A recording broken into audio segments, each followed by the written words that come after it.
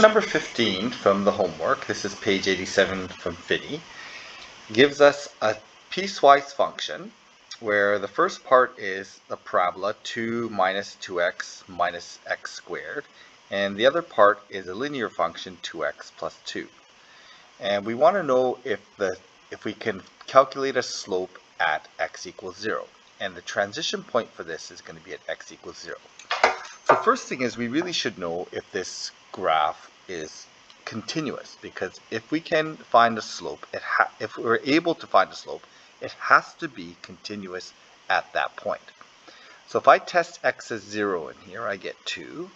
If I test x as 0 into here, I get 2. So this point at least is continuous at x equals 0. So that's the first part. Now, if we know what these graphs look like, we would be able to determine that these are actually, there is no slope that can be calculated at x equals 0 just because of the shape of the graph.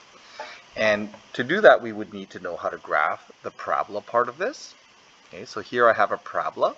Now, the parabola is going to look like this blue piece here, and the way I did it is I just got the vertex. I used the Vieta's formula, so P is equal to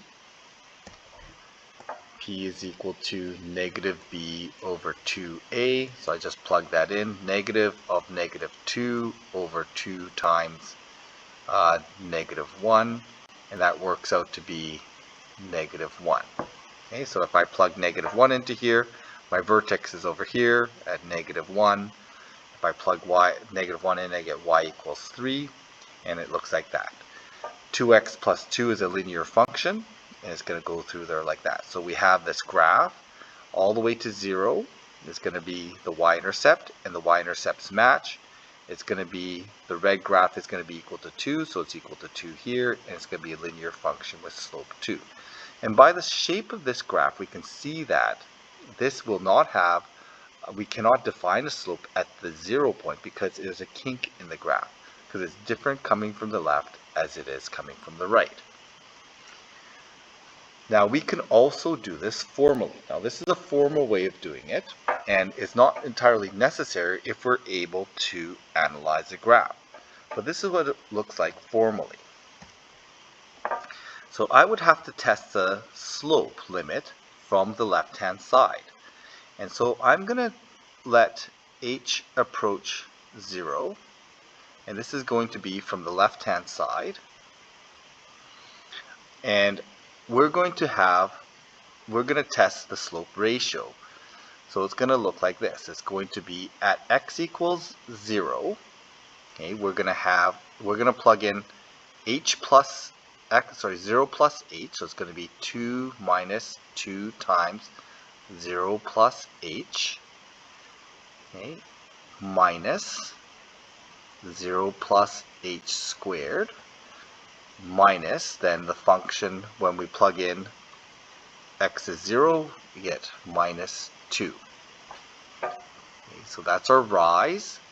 The run is going to be 0 plus h minus 0, so it's just going to be h. And so this is testing the slope limit as we're coming from this side. Okay, this is not the limit of the equation, but the limit of the slope. So this is my slope limit.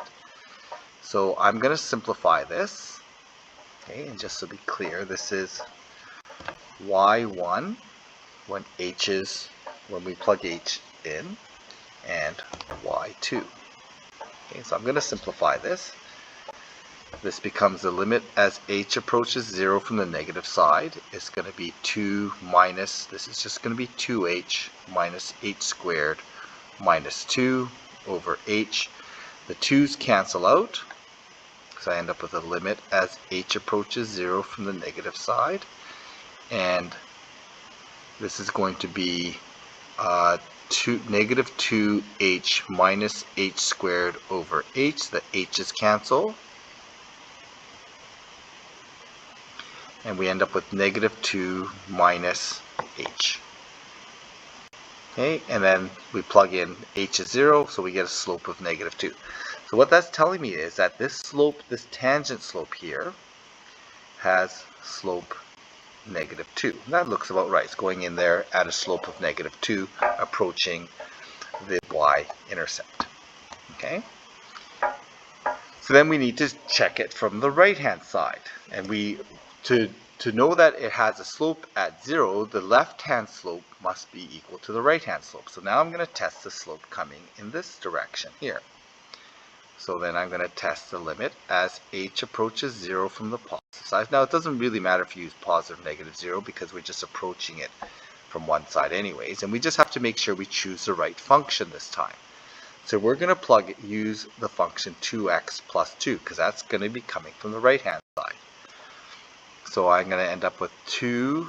I'm going to substitute 0 for h, 2h plus 2 minus the y coordinate of 2 all over h.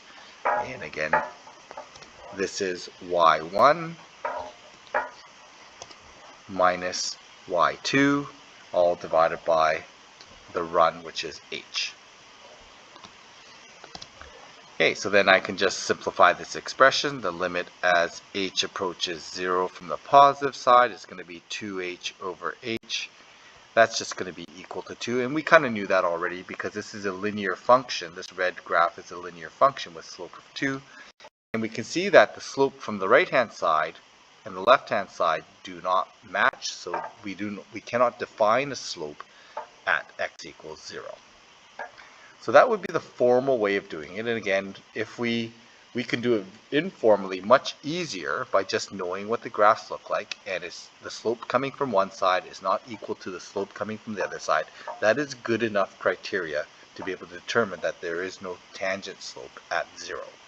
Okay? Otherwise, we would need to do all this much more intensive analysis, but this would be the formal way of showing that right-hand slope and left-hand slopes do not match.